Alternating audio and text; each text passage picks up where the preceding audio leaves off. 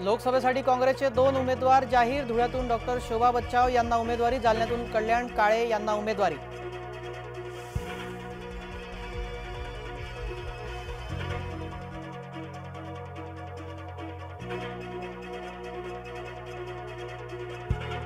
भारतीय राज्यघटना सुरक्षित, पंतप्रधान मोदींचा विरोधकांवर हल्लाबोल।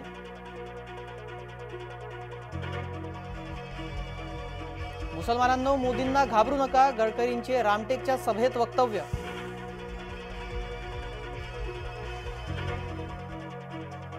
अंगात नाही बळ, चिमटा काढून पळ, मुख्यमंत्री शिंदेंचा विरोधकांना टोमणा।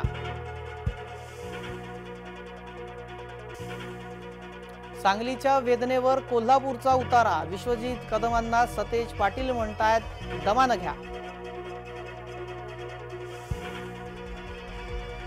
उद्धव यांच्या हट्टामुळे काँग्रेसचा संताप, आम्ही सांगली लढायला सक्षम, विश्वजित कदम यांचं वक्तव्य। नाना पटोलेंचा अपघात, घातपात नाही, गृहमंत्री देवेंद्र फडणवीसांचे वक्तव्य। वर्मावरती बोट ठेवलं की अनंत गीतेंची चिडचिड, सुनील तटकरेंनी गीतेंना पुन्हा डिवचलं।